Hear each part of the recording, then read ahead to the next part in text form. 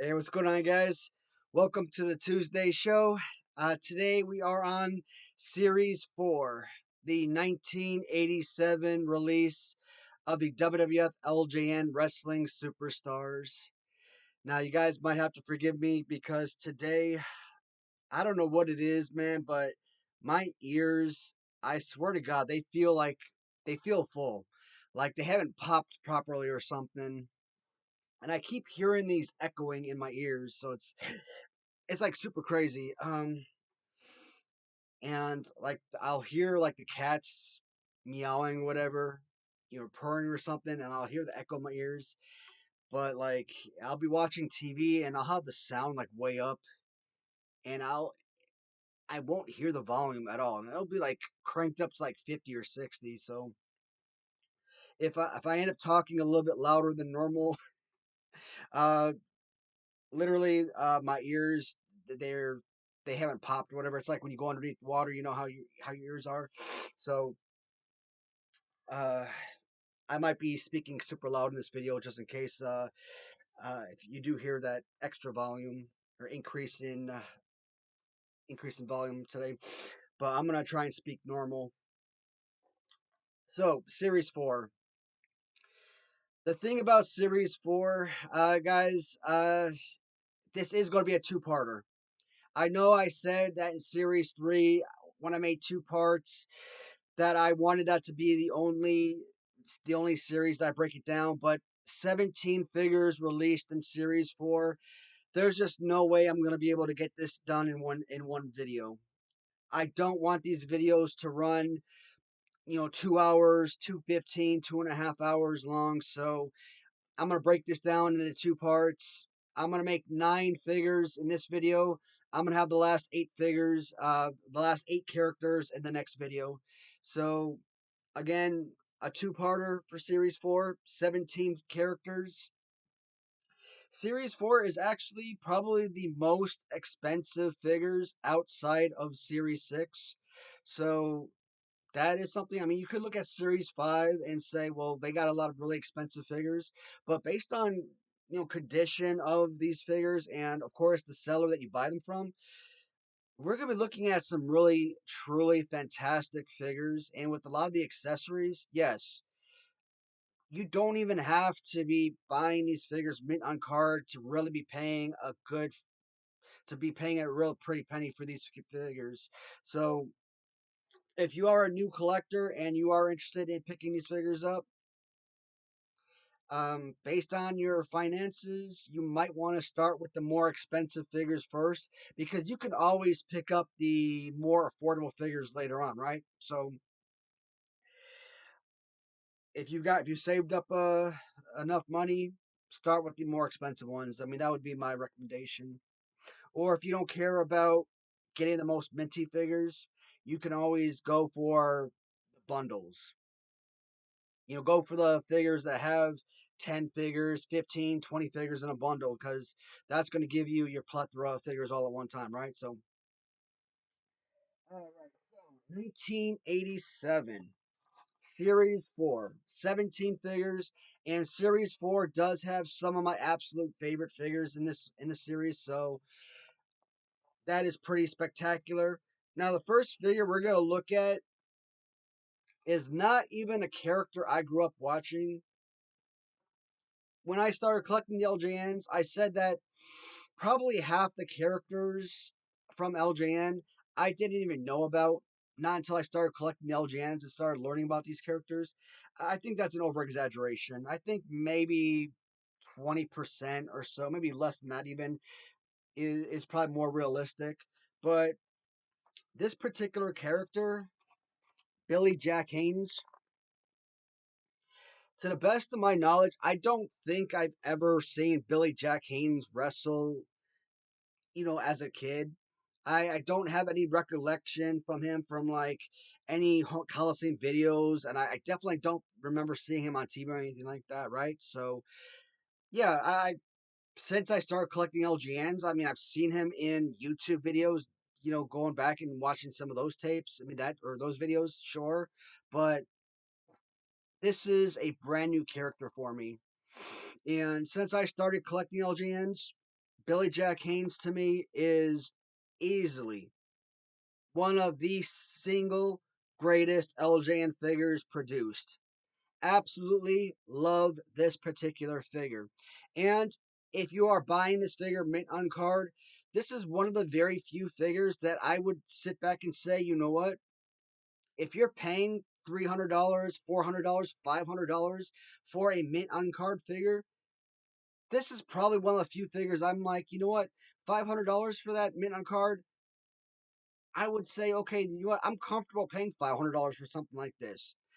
One of the very few figures that I think the value is actually there on this particular piece. Not only based on, the figure himself, but the fact that he comes with an accessory. And yes, most figures based on accessory, with the inclusion of the accessory, it does make the figure more valuable in those terms.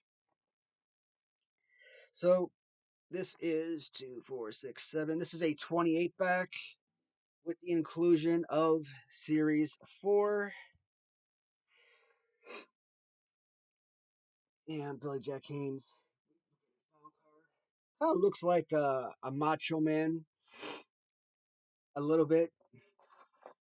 And I think familiar with Billy Jack Haynes, you might actually think that this probably could be Macho Man. So, uh, sometime in 2024, early 2024, mid 2024, I don't remember when, but there was a time, obviously, there was probably months and months and months where I was posting a video every single day of the week, and at one point I hit my 500th video, and it was obviously 500th video is, you know, a highlight video. It's a mega accomplishment, right? So I wanted to make it a special video, and I was doing a WWF specialty video, highlight reel type video. It was a commentary video with all of these WWF clips, and oh my god, that video was so much effort and time put into that video. It was really incredible. But what is very common when you include any WWF, any type of videos or anything like that, or any music from WWF, it is immediately flagged by YouTube and it's blocked. Yeah, it shows it's still on your channel, but it can't be viewed, right? So, and it sucks, man. That video was amazing. And I even spent a lot of time going back and re-editing that video. Like, I did so much stuff in that video. Like, I went back and I got rid of the volume. I went back and I got rid of the color, and I made it all black and white and see if that made any difference. That didn't do anything. I got rid of the actual video and I took screenshots of certain, different clips of the video, right? So that when you kind of looked at it, the pictures were kind of telling a story. So it kind of went from like image to image. So you're kind of looking at it as a video, but it was in picture format. And all of that was time consuming like crazy. And even that was blocked. So I'm like, man, even screenshots of the video. Heck, I even took my cell phone up and put my cell phone up and tried to record it that way. Even that wasn't working.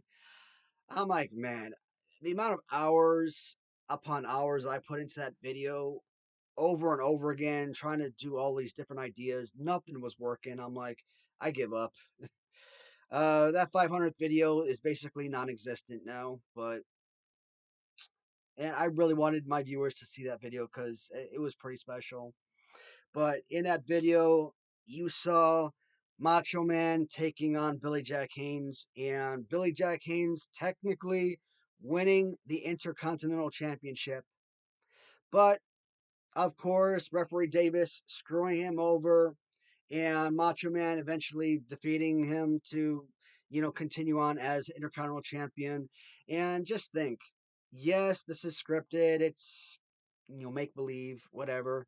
But imagine if the script was rewritten and Billy Jack Haynes had won that title that day.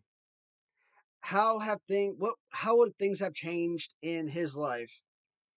Maybe he doesn't become the criminal that his future would have turned out to be later on in life, right?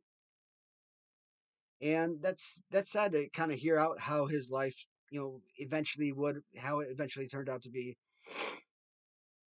I didn't grow up watching Billy Jack Haynes, so I didn't know a lot about him. I mean, I can't say that I was a fan of Billy Jack Haynes because again, I didn't. I was a baby. I didn't grow up watching him. I didn't know anything about him. But since I started collecting the wrestling superstars, a few years ago, I'd become a fan of him through his action figure. So I guess I am a fan of sorts. Among the LJNs, I classify the Billy Jack Haynes figure as my number 11 all time favorite figure, or, a number 11 favorite LJN figure. And it's kind of like the Nikolai Volkov figure of sorts. They both got their hands in kind of close, and both arms are like very thin, very small. So that's kind of an annoyance. But they're both very playable figures, and it's a very simple figure, not overly flashy, but you do add little details such as the little tattoos on the body, right? Little added details here. Kind of think about what Big Rubber Guys did with the Brian Myers figure from Series 10 with the black and green singlet. It's a very simple figure overall, but you add simple additions to the figure to kind of add a little bit more to the figure and make it pop a little bit more. Nothing overly dramatic, nothing overly flashy, like the Matt Cardona Series 10 Big Rubber Guys figure, but it's just enough to make it stand out. And of course, an awesome accessory. Random Treasures, they now use the Billy Jack Haynes accessory, which they customize, of course, and they use that same hat, repaints it, and they use it for their Undertaker LJN. So, absolute perfect figure. Um, I mean, a figure in this type of condition, relatively minty. This figure could go anywhere between $40 to $80, and that's just for the figure itself. We're looking at 2021, 2022 prices. Around 2024, 2025 prices, I would still say they're still up there in prices. I don't think the market has really changed. I would say with hat accessory, especially the original, I would still say with accessory, the figure should be somewhere around $100 price range. So yeah, I'd say a relatively good condition figure, about $40 with accessory, 85 to $100 is fair. So I might be biased because, like I said, it's one of my favorite figures, and it's one of those figures that I don't mind paying up on because I love the figure so much.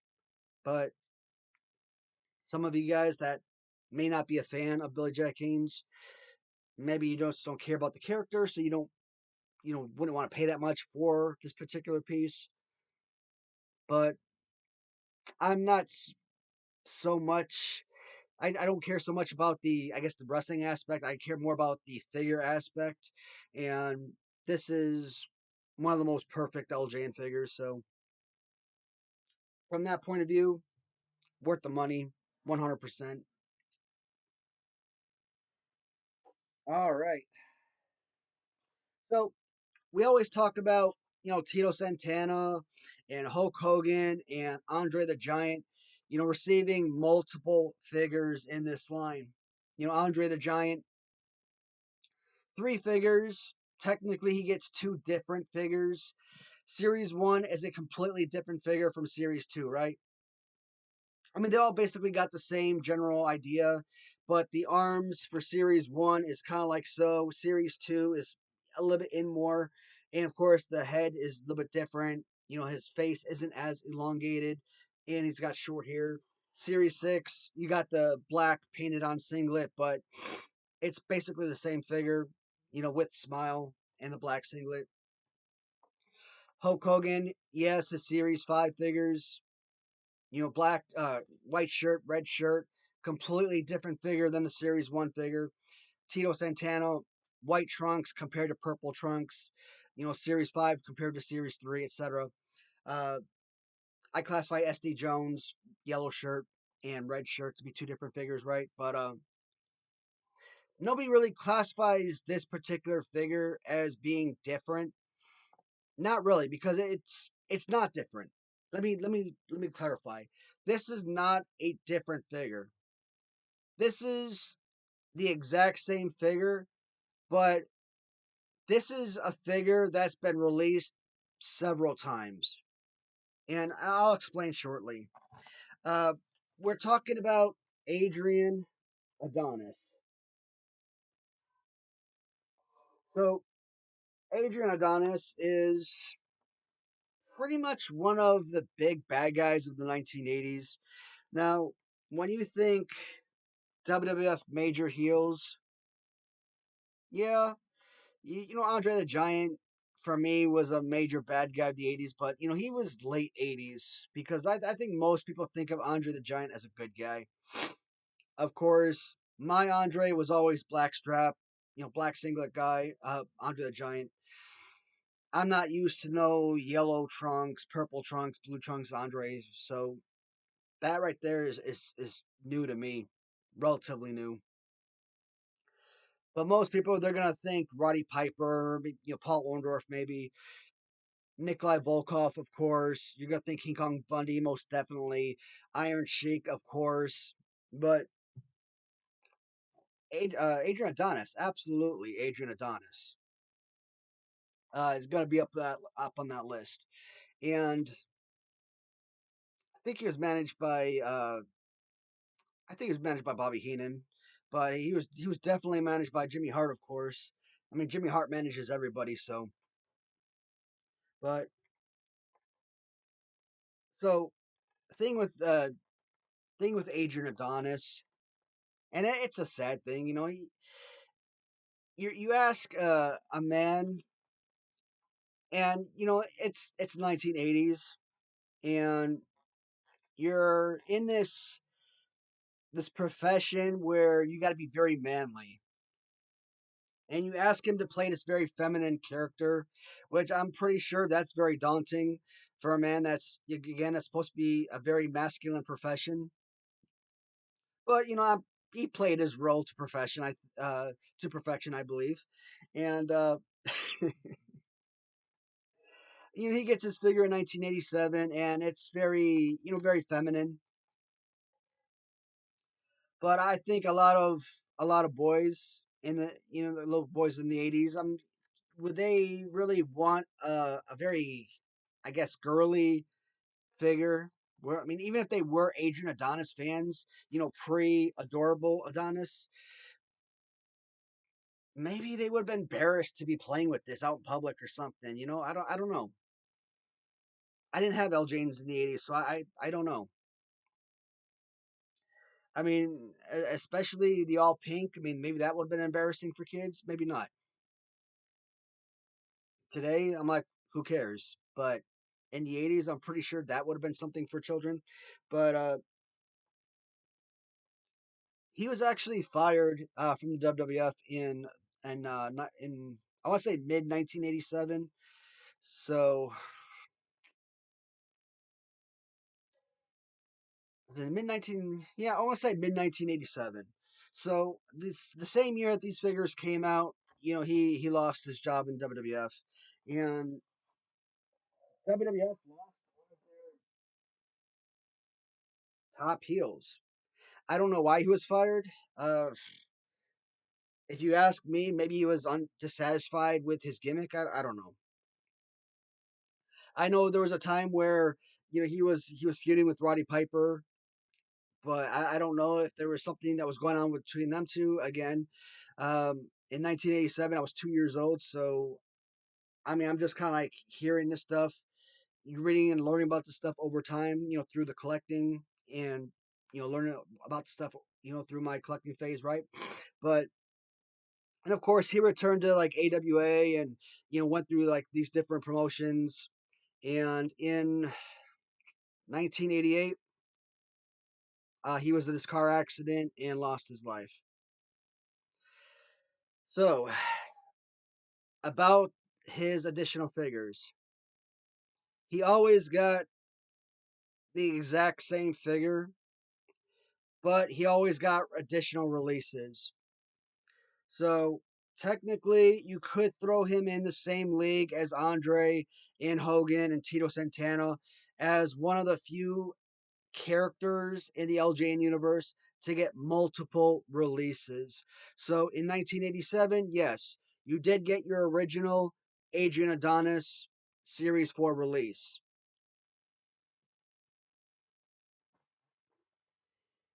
And normally you'll see the Adrian Adonis bio card. I think that's important. Now, in 1988, when they came out with Series 5, Adrian Adonis was re released back on Blue Card. But I think this is where the confusion lies. So, and someone that's older than me that may have been familiar with this might be able to correct me if I'm wrong, but I think this is what happened. I think because they had so many Hulk Hogan figures, right? And again, this is my personal belief. I think when they re-released Adrian Adonis in Series 5, they put him on a Hulk Hogan bio card. So a lot of people, when they get the Adrian Adonis figure and they see the Hulk Hogan bio card on the back, they think it's an error card. And I don't necessarily think it's an error card per se, because you get Honky Tonk Man all the time, and you get Jim Duggan all the time, and you get Adrian Adonis, etc. And you always see those figures with Hulk Hogan on the back. Now, are those legitimate error cards? Because that's consistent. I probably see those guys with Hulk Hogan bio card on the back more than I actually see their actual bio card themselves, right? So are they actual legitimate errors, or do they just have a plethora of Hulk Hogan bio cards and they were just using those up? I don't know. But I think when you see a Adrian Adonis with the Hulk Hogan backing, I just generally believe that that's a Series 5 re-release. And you see, and this one says 1986. I think this says 86 on here, but I can't really tell. My vision sucks. Now, if you actually look at the bio card, right, with his little scarf, and then down here, the original prototype. I don't know who's making it, but I think there are customizers who could actually make that actual scarf. I mean, it would have been a nice added accessory to include with this figure. To think, when I first started collecting the LJNs, I didn't really like this figure a lot. And one thing, again, fighting pose. I am obsessed with fighting poses, right? And I looked at this, I'm like, this ain't a very playable figure. This arm down the way this doesn't do much. Kind of like I don't know, Hillbilly Jim maybe. Well, over time, Hillbilly Jim's turned out to be one of my favorite go-to figures, and I'm like, it's still like a DDT figure, and you still punch and one arm toss over, beautiful body set. This is a very playable figure, very enjoyable, and even with the leg kind of kicked out to the side, maybe not the best stand standable figure by himself. It's fine. It's still a fantastic figure. Great gloss, shine to the figure. A couple of scuff marks on the back, but even a figure in this sort of condition, still near minty. Another very expensive figure. Now, again, when I say expensive, am I talking, $100, $200? No. I mean, to me, when I say expensive, I think anything over $20, I'm gonna say is relatively expensive. I don't know. For Hasbro, maybe over 20. For LJNs, maybe around $30, $40. I'll say classifies expensive. But a pretty beat up Adria Adonis is probably going to go for about $40. So a minty figure, I mean, still, I'm going to say around $40 to $60. And I'm thinking you're probably looking closer to $60 to $75 for a minty figure. So let's say $50 would be about the going rate. And if you can get a minty Adrian for around $50, again, I would consider yourself to be extremely lucky. And I think $50 is like the bare median of a figure like this. But $40 to $80, somewhere in that price range would be, very would be what most sellers would get on auction. We're not even talking about buying now. We're talking auction. This would go for a very hefty price. Actually, on auction would probably, because you got so many people bidding on that item and everybody wants to win it, it would probably go for a lot more. Like if I put this up on my, buy it now for like $80, I'd probably get like an offer for like 65. I'd probably take it. But like if I started this up on auction for like 99 cents, it could potentially go for more than $100. So sometimes auction works in your favor, sometimes it doesn't. But this is an awesome piece. All right. Next one up, we've got B. Brian Blair. So throughout my life, I've always known about the Killer Bees. Well, like I've known the Killer Bees tag team, but like I never knew them individually by name. Like I always knew the names Shawn Michaels and Marty Jannetty.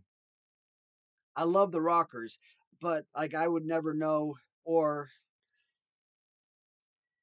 like Hart Foundation. Of course, I knew Bret Hart, and yeah, I knew Jim Neidhart because I knew them as individual wrestlers and everything. But no, because I don't think I ever saw the Killer Bees in the '90s. I don't think so. I think they were simply an '80s tag team, if I'm not mistaken. Yeah, to the best of my knowledge, I never saw them in the '90s. And again, the '90s is again the most that I can remember because I was age appropriate in the '90s. Because you're not remembering things when you're 2 years old, 3 years old, 4 years old, etc. So, I mean, once you get about 5, 6 years old, that's really when your memories become more prevalent.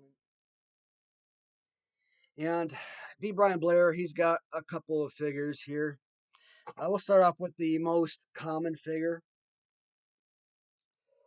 B. Brian Blair with the Bumblebee, the overall Bumblebee look with black stripes.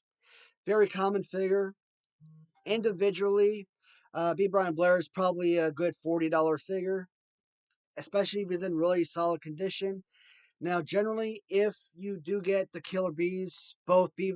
Brian Blair and Jim Brunzell together, the pair can go for anywhere between $75 to $150 together.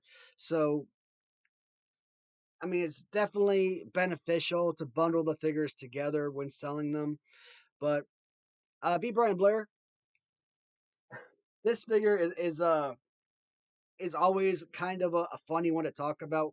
Uh, Random Treasures, one of my favorite customizers, right? And they have they have the Bob Backlund. They have Bob Backlund that they produced. Obviously, they don't make their own figures. Um, they they get the resin figure prototype, and then they buy the mold. They build the rubber, create the rubber, and then they do the paint job on the figure. And they use the B. Brian Blair figure to create Bob Backlund. Well, Bob Backlund is one of my least favorite LJNs ever made. And at first, when that figure first came out, I actually loved the figure. And maybe love is a bit of a stretch. I guess I was just happy to have a new figure to add to the collection because I was already complete with the LJNs, right?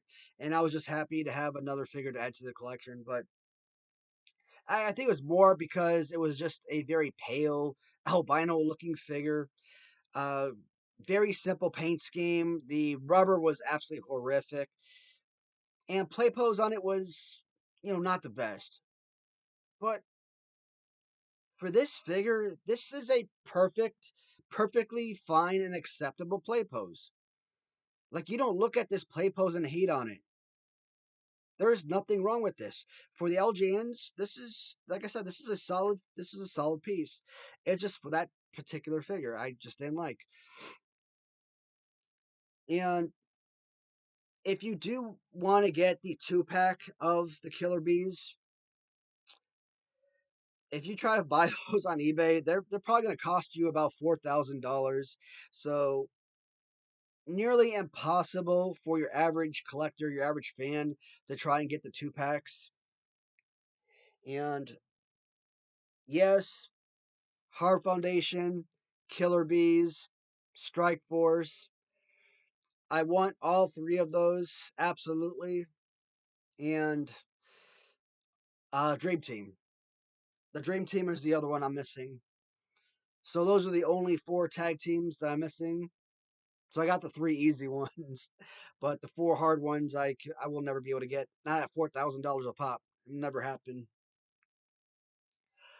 Jim Brunzel or B. Brian Blair, excuse me, and B. Brian Blair also comes with a variant, which is simply a all yellow color scheme with no black stripes.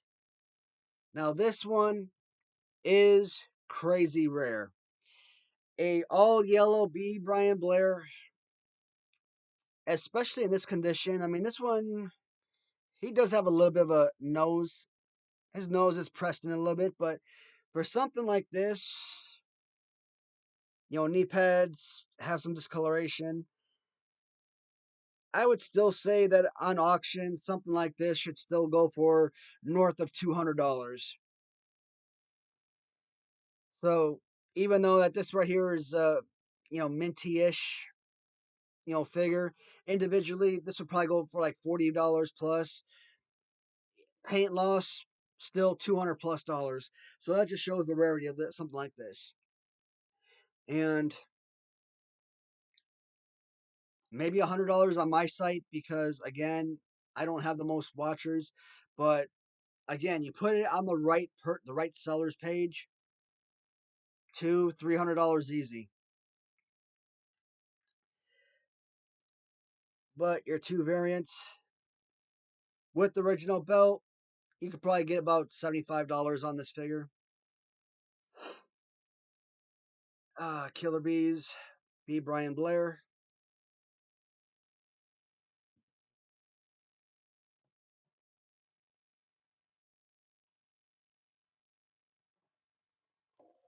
And we also have Jim Brunzel to complete the Killer Bees. And dumping Jim Brunzel.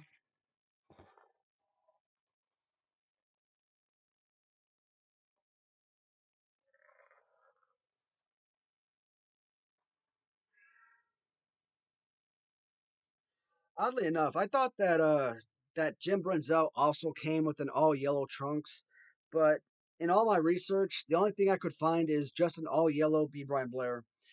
Nothing tells me anything about a all yellow variation of this figure. So it's kind of odd that they would only have one variant for a tag team. So that's kind of crazy. Jim Brunzel, I'm thinking, so obviously he and Rick Martel, they follow up their AWA Remco figures and immediately jump into WWF and have an immediate LJN figure. So that's pretty awesome. Jim Brunzel obviously in Series 4 with the LJNs, and then Rick Martel in Series 5 with the LJNs. And obviously, Rick Martel, he's the only character that I could think of that had three straight toy lines with the AW Remcos, followed up the WWF LJNs, and then the WWF Hasbros. So that was pretty awesome. I'm trying to think, WCW. Did WCW have anybody specifically? I don't think so. WCW didn't mismatch anybody. If Ric Flair had an LJN, he could have been added on there, but or if there was another toy line that kind of mixed in with LJNs at one point, but I don't think there was any other line out at the same time as LJNs. So, well, you could say Remco was out at the same time as LJN, but LJN expanded further than Remco, so Remco was already done by time LJN and Remco or LJN was still ongoing. Otherwise, you could have said, well, if Remco was still running at the same time that LJN was done, then you could have said, well, Ric Flair went from AWA Remco's to Galoob to Hasbro, but Remco, like I said, had already completed its run before LJN completed its run. Otherwise, we would have had at least two characters. I mean, not a bad figure. I mean, but the one thing that kind of bothers me with the Jim Brunzell figure, he does the same exact thing that the Warlord Hasbro Series 5 figure does. And it's like, you're standing straight up, you got your back pushed in, your shoulders are all back. And I'm like, what's up with that? Your shoulders are all back, your back is all pushed in. I'm like, I hate that.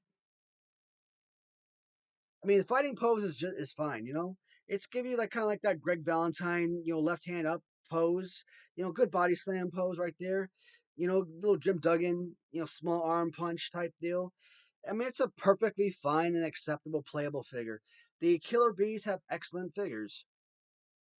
Among all of the tag teams, the Killer Bees are probably the better, probably the best actually among the tag team sets. Um, I mean, Jim Neidhart probably saves the Hart Foundation because, like I said, Bret Hart overall is a terrible figure. Well, not terrible. I'll get to it. I'll explain. But the Killer Bees are solid pieces. Well, speaking of the Hart Foundation, next up we have Bret Hart, and this is the pink pants variant of Bret Hart. Now, you know how many pants or how many versions of Bret Hart and Jim Neidhart I have had over the last few years? I swear to God,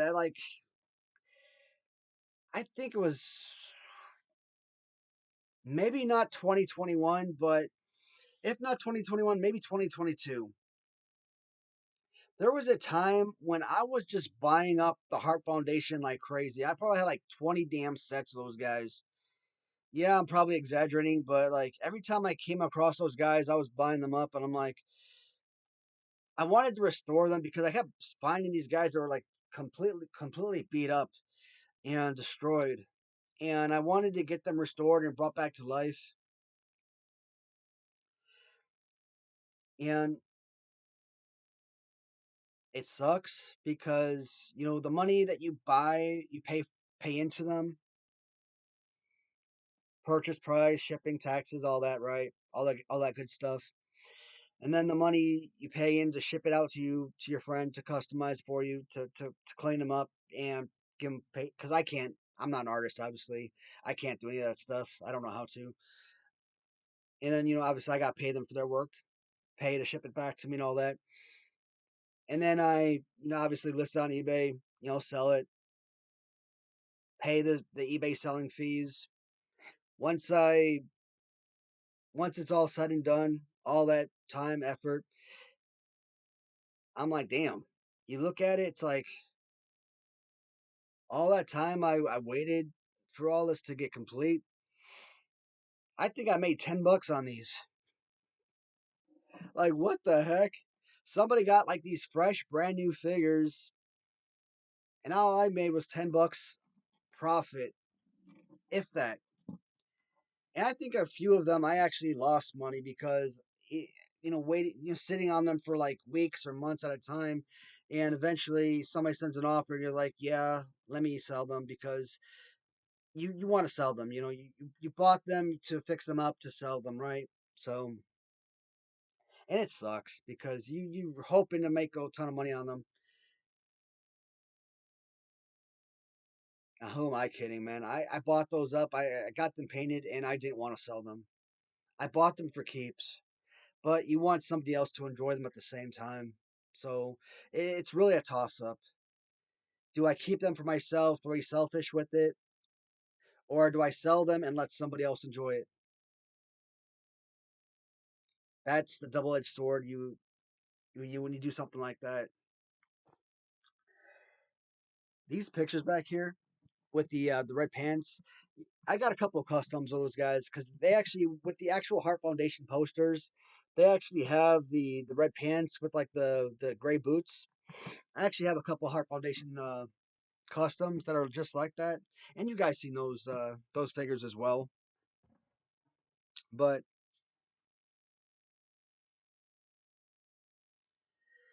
so the two Bret Harts, one purple pants Bret Hart, which is the most common, and then you've got pink pants Bret Hart, which is more rare. I mean, it can be found, but it's still more expensive. Here's the thing with the Heart Foundation: whether you're buying them together as a tag team set or if you're buying them individually, they're still crazy expensive. And this is exactly why I say that Series 4 are some of the most expensive figures in the line. I think when I was in Iraq and I bought my first set of Heart Foundation figures, I think I paid like, damn, I don't even remember. I want to say like $375 for the Heart Foundation. And that included original tag team belts. So that this was probably January 2022. So I mean, it was a while ago. Um, these are not cheap figures by any stretch of the imagination. This, as you can see, is not the most pristine figure in the world, right? This figure on auction would probably go for anywhere between $125 to $175. Bret Hart is a very expensive figure. Another thing to consider about Bret Hart, the actual figure himself, I probably list Bret Hart among the LJNs as like my number 13 favorite figure. I think I do that for nostalgic reasons because he's Bret Hart. I put him at number 13 for name recognition only. I mean, color wise, it's a perfectly fine and acceptable figure. I mean, it's not an overly flashy figure. It's not the colors that they don't exactly pop and like scream at you, but it's nothing wrong with this. But the play pose is, I don't want to say terrible, but he is a punch only figure. And look at the way that the arms are. This one where the hand is down. So somebody,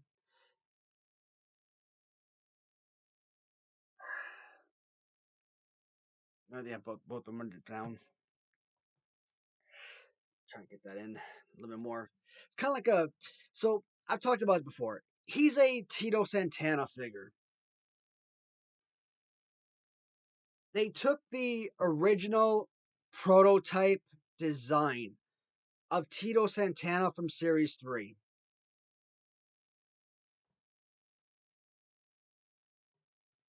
Where are you? Where are you? Are you on here? Ah, the original prototype design for Tito Santana, and that is Bret Hart. Okay, but instead of giving you the Tito Santana prototype, they end up giving you that was your Tito Santana instead. But this is just a small punch. That's all he does. I mean, the way that his legs aren't separated, he's not a good body slam character. As a playable figure, this is a bad figure. I'm gonna say it. I love Bret Hart. Bret Hart is my number 4 all-time favorite wrestler. Huge Bret Hart fan. Okay, nothing against Bret Hart, the wrestler himself. LJN wise, if you were to ask me, hey, you can only save 5 LJNs from destruction or whatever, or you're moving, you can only take 5 LJNs with you, which ones are you choosing? Or something to that effect, right? Yes, Bret Hart's probably going to be one of the first figures I choose because he's valuable. He holds monetary value. So yeah, he's going to be one of those first figures. Same thing with Jim Neidhart. Difference between him and Jim Neidhart. Jim Neidhart is a good figure. Is a good, playable, solid, thick figure. And this is just again at number 13 due to uh his name recognition only. Now, with that all being said, if I go back and redo my top 10, top 20, top 30 list, would I drop him out of that number 13 hole? More than likely, probably not. I mean, there are a lot of really good LJNs. I mean, there are figures like Jim Duggan and the referee, which I really love, which I think is a superior figure, which probably deserves to be higher. Corporal Kirchner probably be deserves. I think I'd probably put Rick Martel, which deserves to be in that slot, but I probably wouldn't, just because of what he is, right? But uh, like I said, individually, you're always gonna look at three figures for this Bret Hart LJN piece, anywhere between 125 $175 easy. If he is a beater, here's the thing: I find a lot of Canadian sellers, and they have again beater figures that you might be paying around $20 $25 for shipping through Canada, and you might be able to get one of these guys on auction for around $50 to $75. And if that's the case, get yourself a beat up one. If it's got good rubber and you can get it for around $75 between shipping and purchase price, go for it. If you're not a customizer yourself, find yourself someone who knows how to paint really really well. Hell, take the figure. Find Net on Random Treasures. Send it to her. I mean, she may charge you, let's say, $30 or so to paint that figure up. I mean, I don't think she would charge you a whole lot of money. I mean, I could recommend a few friends that have painted for me in the past that do really good work. But like I said, Ram Treasures, she's a legitimate business. So if that's something that you want to go through, I mean, that's something that I could recommend as well. If she could do it for if she could like paint that up for you for like $30, look at brand spanking new, why not? All right. Next up, we do have Jim Neidhart. Jim Neidhart is another pink pants variant, which again, like I said, pink pants is always the more rare figure, and still loving the red pants on the back. That is so awesome. I'm wondering if they looked at the back of these pictures and they were trying to give you like red pants variants, but they couldn't find the right paint. And instead of giving you red pants, they gave you like these super bright or super light tone pink pants instead. Because I'm like, that's kind of crazy to look at this photograph and even the poster and see this like real bright red pants and get pink pants out of it. Like, how are you that far off with your paint scheme? My buddy Mikey Mojo off of eBay. I was able to buy both of these figures off of him. And when I tell you, man, I bought a ton of mint on card figures from Mike. And that man, outside of his friendship, as far as not only getting myself a really awesome friend, but also getting some amazing LJN mint on cards, I have picked up some absolute holy grails from him. And these two figures, I would never have imagined in a million years to have been able to own these two pieces. So grateful to him, and definitely a shout out to Mike on these two pieces. And our two variants. So when it comes to Jim Neidhart, and why don't any of these belts stay on? When it comes to these two variants, pretty much the same thing you're talking about with the other figures, with the Bret Hart figures.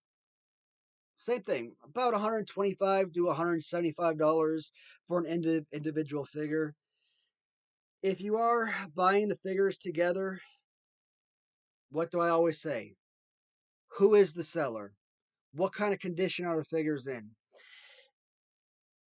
If the figures are absolute beaters, you're not going to be paying, two, 300. You're not going to be paying $300+ for the figures.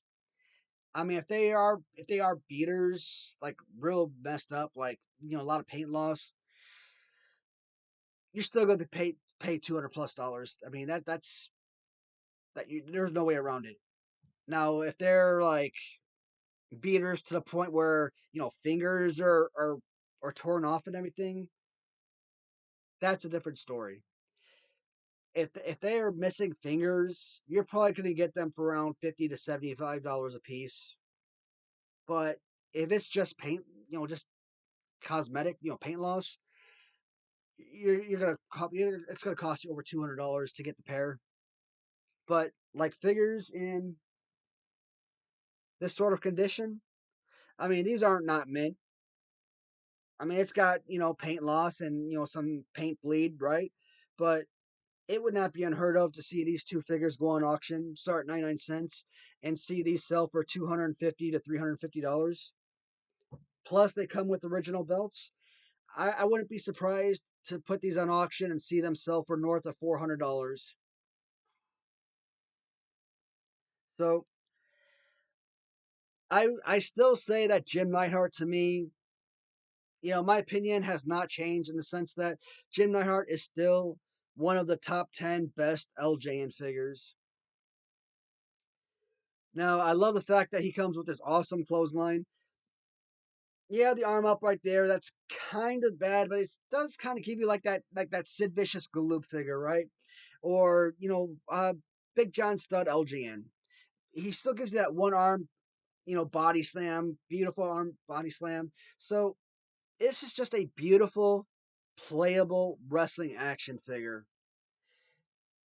Very, not too different from the Jim Duggan. And technically, Outback Jack, my number 12 favorite, has roughly the same play pose. And even though I list Roddy Piper as like one of the top 10 worst LJNs, Roddy Piper is technically one of the same body play poses, but because he's a very lanky, skinny figure and his arm is much more inward, right? He's like yeah, as opposed to being like way out there like this figure is. That's what makes that figure so bad.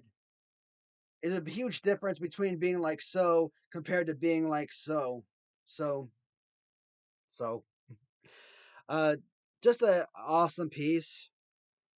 Again, individually on auction, a good 125, $175. And this is much more shiny. Pink pants should go for more. I wouldn't be surprised to see the pink pants variation go for closer to $200, especially this condition. Yeah, it's got a couple of like marks here, white marks, but still overall solid piece. No matter which variant you're going for, the Heart Foundation makes Series 4 arguably one of the most expensive series. All right, next up. Next up, we've got one of the absolute worst figures ever made. That is Cowboy Bob Orton. Absolutely despicable. Oh, there are,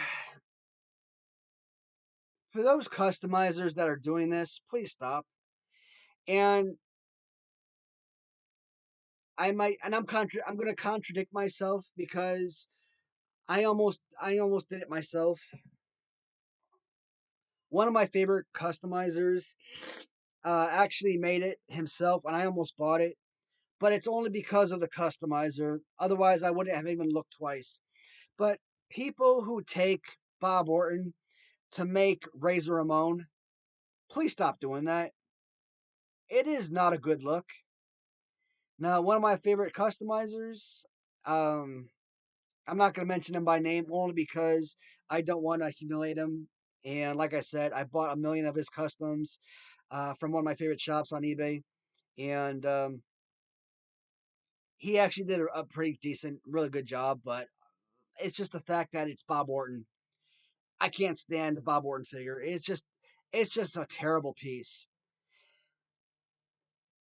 Now, Bob Orton on card is actually one of the more expensive figures, and I probably didn't mind spending that to a degree only because of the accessory. And like I said, there was a time when I first going in more on carded LJNs, and I wasn't sure what I really wanted because when I first started buying LJN mint on card, I knew I didn't want a lot. Like I only wanted five. Then I started buying more and more, and I wasn't sure what I wanted. Did I want just figures that came with accessories? Did I want figures that were bulky, like Bam Bam Bigelow and One Man Gang, King Kong Bundy, Ken Patera? You know those big, heavy, bulky figures. Like I wasn't sure where I was gravitating towards. And then all of a sudden, I just start picking up everybody, and then well, here I am now with everything, right? But this is not a good figure. And you kind of look at some of these figures, and you're like, what are you guys thinking? I don't understand it.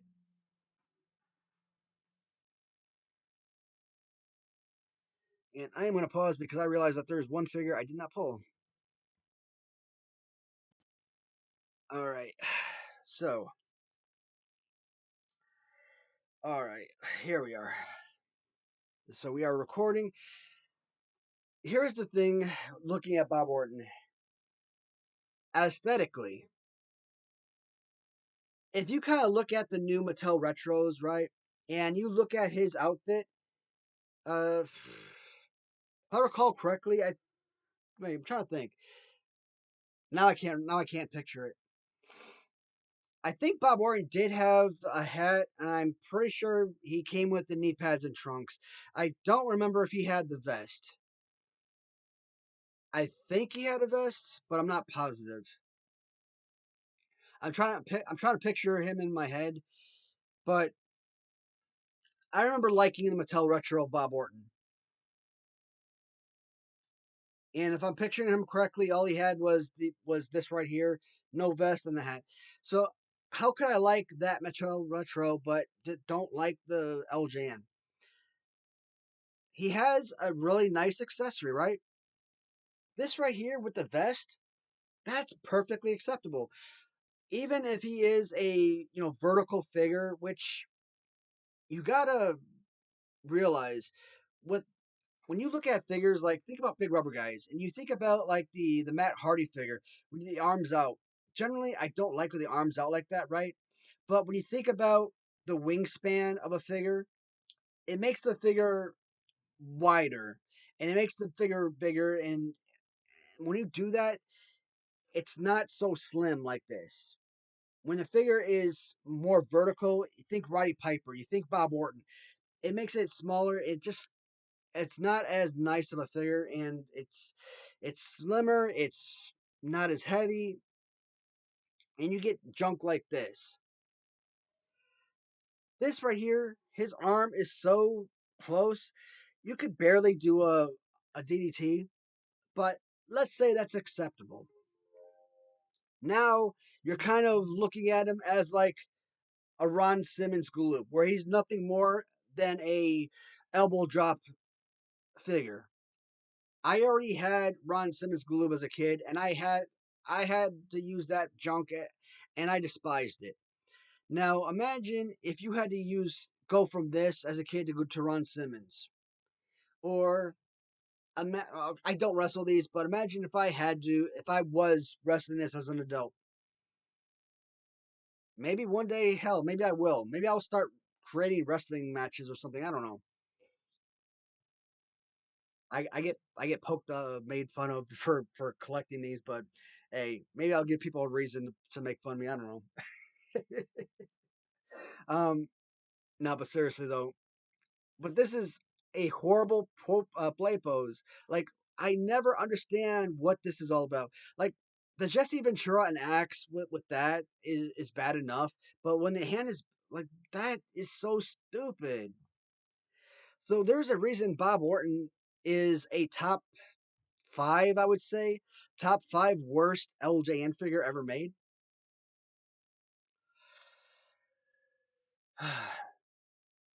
And that built on vest is really nice. Like this has potential to be a really good figure. It's just a really bad play pose. And yes, the play pose is like 75% of the figure. The design or the graphics, color, that makes up the rest of it pretty much. I don't have a lot to say about Bob Orton because this is not a character that I grew up watching. So I have no history with the character or anything like that. So no nostalgia or feelings about this character. It's just junk. Bob Orton, price wise, is probably like a $10 figure. Um, he's like Jimmy Snuka to me. Like like when I see eBay and I see people selling Jimmy Snuka for like $20, $30, or you find those lunatics that just when I see their page and I see them list Jimmy Snuka for like $100, I'm like, exit. I don't even want to look at their page anymore because these people aren't serious, realistic sellers that have no idea how to list items. Uh, if I see someone list something like Jimmy Snuka for like $20, $30, I'm like, not even close. Jimmy Snuka to me is like a $3 figure. That's how I value a Jimmy Snuka LJN. I don't think of Bob Orton any more than that because I don't like the figure. So because I'm not a fan of the figure and I don't really value it that high, to me it's like a $10 figure. Now if I'm selling it, am I going to try and sell it for $10? I mean, condition wise, maybe. Now, if it's a relatively minty figure, I might ask $15, 17 maybe. Uh, it comes with original accessory. If the accessory is original, I might ask $35 to $40. If it's a custom accessory, I don't know, man. People charge like $20 for even customs. So I don't know. That changes things. If it's original accessory, I might ask $60 for the figure. If the accessory is custom, I might ask $30. So let's say $45 to 50 for figure with original accessory. Let's say around 25 to 35 for custom accessory. So, but in my opinion, it's about a $10 to $15 figure overall. So that is one, two, three, four. Number eight. Number eight is Jake Roberts. Now, this is one. Now, there are many, but this is one of the prized possessions of the collection. Oh man, I don't even know what Jake Roberts on card is selling for on eBay or Mercari anywhere. Like you keep seeing like random people sell this figure for like different prices. It's funny because I spent a fortune on this one, and then like not too long after, like actually probably within days, or even before I even bought this, I but I was still in the process of acquiring this figure along with a bunch of other figures from a seller, and not the same mic that I bought those other figures from the Heart Foundation, but a different mic, MJ30 on eBay, MJ30 Junior, or something like that. I forgot how he's. I think that's what it was. MJ30 was his screen name.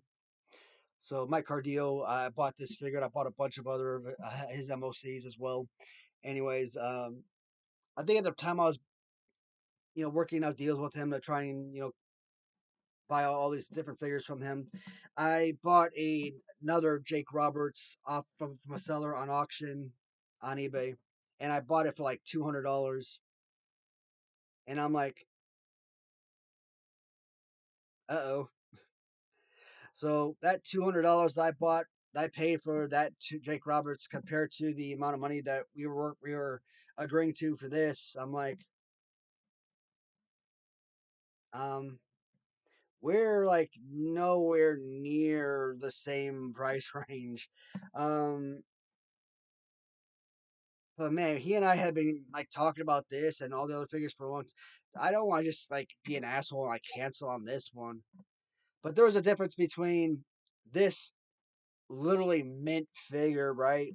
And that one, which was a complete beater. Torn package, missing snake and everything. So, um, obviously, I got this one, so I don't regret it, not one bit.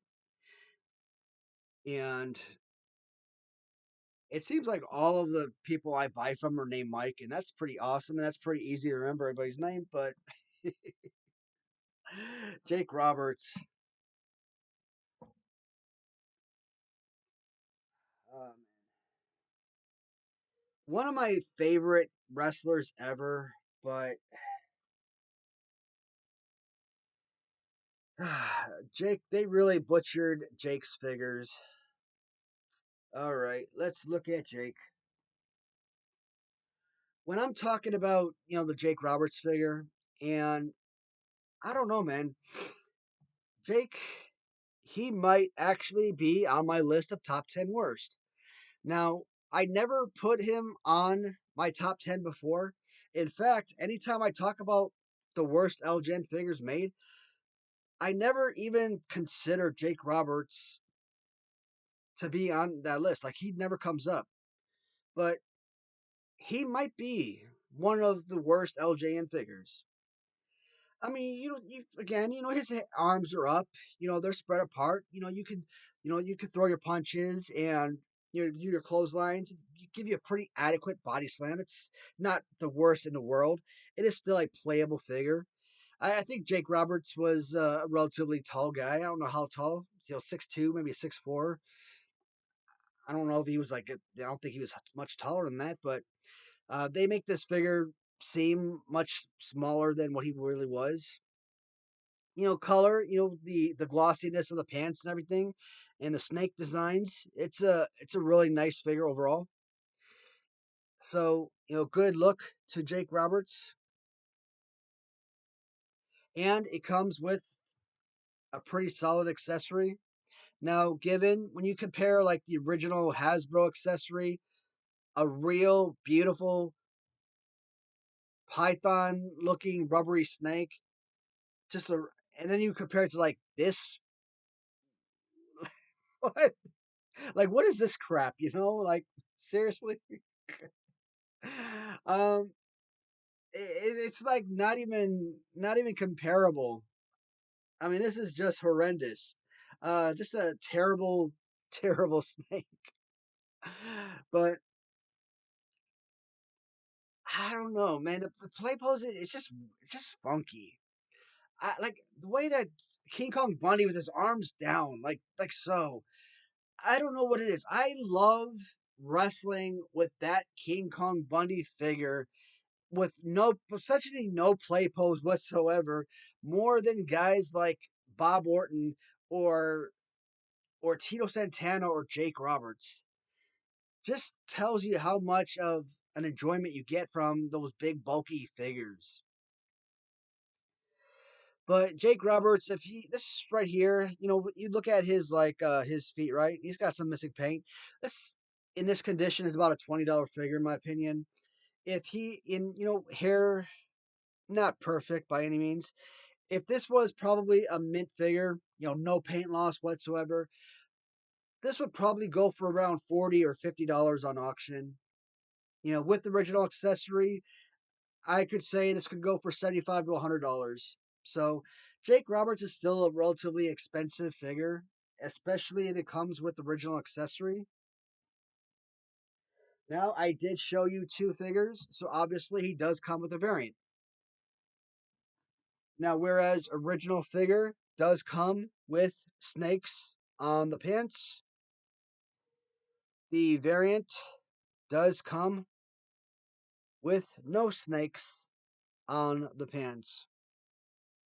And yes, just like the B. Brian Blair, whereas original figure is like, $40 on auction or so, the variant with no design on the trunks, you're looking at probably 4 or 5 times the value. So if original Jake is $40, let's say, this is probably 5 times the value. You're looking at about $200 for this variant. So add on the snake accessory, you're probably looking at about 200, let's say about $250 for this figure. So anyone's interested, and it's got some scuff marks, on the figure, around the pants. So still beautiful figure, um, beautiful variant. Again, having that Macho Man without any stars on the trunks, it is so frustrating not having that variation. No stripes on the trunks, B. Brian Blair. No snakes on the pants, Jake Roberts. To not have those no stars on the trunks, Macho, it's like, infuriating. The ninth and last figure we're going to look at today is Elizabeth. Now, Elizabeth on card is probably about a $300 figure sometimes, but depending on seller, you might get it for about 200. But I generally look at it as about a $250 to $350 figure on card, and loose with accessory, especially if she's mint, you're looking about $100. Here is the thing when I think about Elizabeth.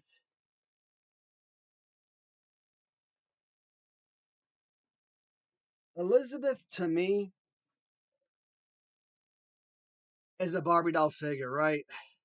So when I talk about the worst LJNs made, I never talk about Elizabeth. Like Elizabeth never comes up among my worst figures because if I were actually talking about the worst, LJNs ever made, technically Elizabeth, if she's not number one, she could be number two, could be number three. Because again, she is not an actual playable wrestling figure. She is a quintessential Barbie doll. But because I don't classify her as a real action figure, real wrestling figure, she basically doesn't exist in my reality of classification when I do my countdown, if that makes sense. So, anyways, Elizabeth with gold skirt is about $300. Elizabeth with purple skirt around $500 or $600 in my estimation. Now, even though I classify Elizabeth with about $500 or $600, I paid probably 2.5 times that. Well, shoot, why did I pay 2.5 times that if it's only $600, in my opinion? Well, simply put, the seller I bought it from, I bought from him before, Mikey, that I bought the Heart Foundation from. So, as a friend and as someone who's done right by me in the past, if I'm going to give my business to someone, or I want to make sure it's going to someone who I respect and trust, right? And secondly, it was important that I add this figure to my collection. So something like this does not come up very often. And like I said, if he put this on auction or something, it was going to sell. It probably wouldn't have sold for what he was asking, but I was happy to at least be able. And like I said, this right here wasn't something I had to pay up all at one time. He worked with me. He allowed me to pay him in installments, so that really helped. So each time I got paid, I was able to pay him a little bit at a time, and I was able to pay him over the course of a couple of months. So that really helped.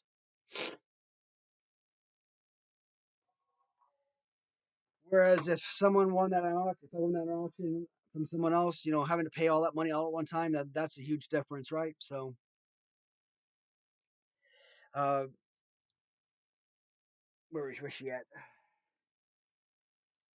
All right, Elizabeth.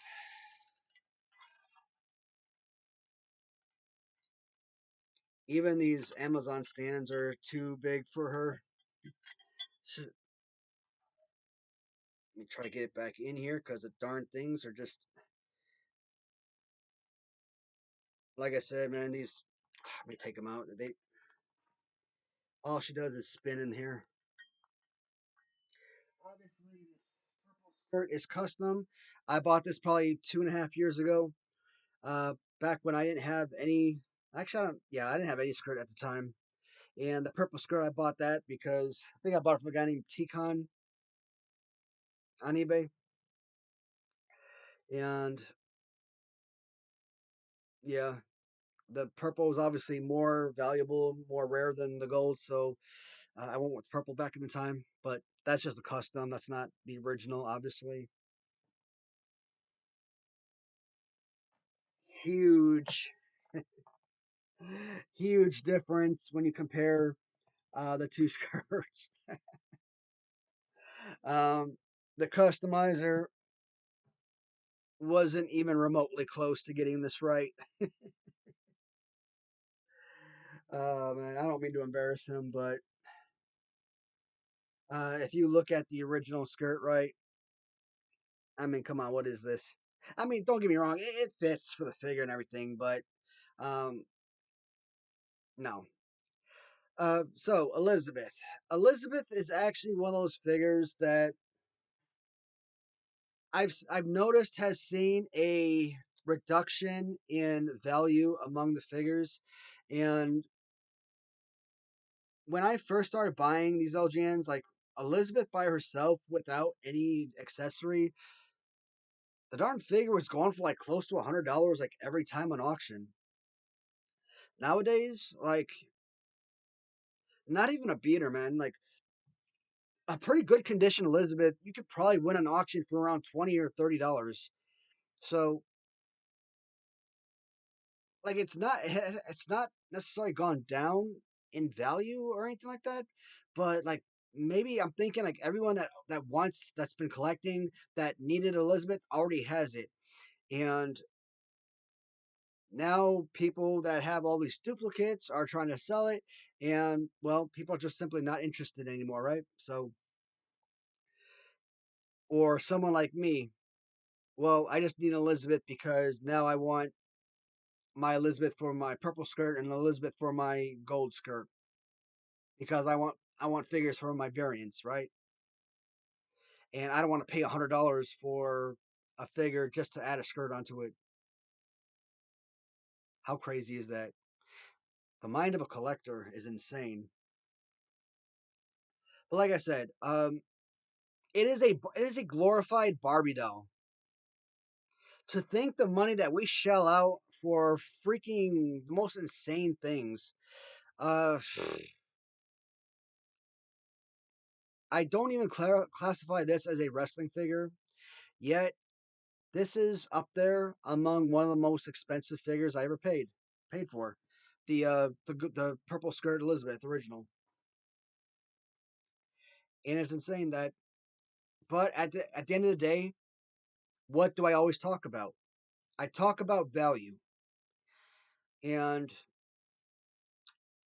I think that 5 years from now, 20 years from now, that is going to be one of those items that will not depreciate in value. Well, do I really think that guys from the 70s, 80s, 90s are going to still be interested in 1980s wrestling LJN LJN Wrestling Superstars? You know what? People from born in the 2000s, 2010, 2020s, I still think that they would still be coveting that particular figure based on its rarity. If they are wrestling fans or if they're simply collectors or what have you, I think that particular item, that is one of those few items in my collection I think will hold its value due to its rarity. So, um, yeah, that was something I was willing to pay up a little bit more for because I think I will be able to get recoup my money in the future if I ever had to. Elizabeth, like I said, I don't really classify her among the worst figures ever made, only because I don't put them, I don't put her on the list of wrestling figures. I don't know. I mean, your opinion, guys. I mean, do you classify Elizabeth when you're talking about your wrestling superstars? When you talk about your LJNs, do you ever include Elizabeth in your list? And if you do, I mean, where does she fall? Is she among your favorites? Is she among your least favorites? Is she somewhere in your middle? I mean, what? Because I honestly I have no idea how to how to place her because I feel like putting her in the middle is ludicrous. I feel like putting her on the list of top 10 worst is unfair, but is it justified? Maybe. All right, so that is the end of Series 4, Part 1. Next week, we will be back with Series 4, Part 2 to look at the last 9 figures or last 9 characters. And that is going to include Kamala, Hercules, Harley Race, Coco Beware. I'm looking at the wall over here. Uh, Outback Jack, I think, is over there. That's 5. Ted Arcidi, 6. Ken Patera, 7. And Vince McMahon, that's 8. So I said 9. I was wrong. So we looked at 9 today. We have 8 next week. So um, just to repeat, 8 characters: Kamala, Hercules, Harley Race, Coco Beware, Outback Jack, Ted Arcidi, Ken Patera, Vince McMahon. And then once we get to Series 5, 1, 2, 3, 4, 5, 6, 7, 8, 9, 10, 11, 12. Damn. We might have to break up Series 5 into 2 videos. You know what? If I go an hour and a half, we might be able to split series, or we might be able to do Series 5 in one video. So if you guys are okay with an hour and a half, hour and 40-minute video, I'll do Series 5 in one video. That's it for now, guys. As always, thank you so much for watching, and until next time, take care, everybody.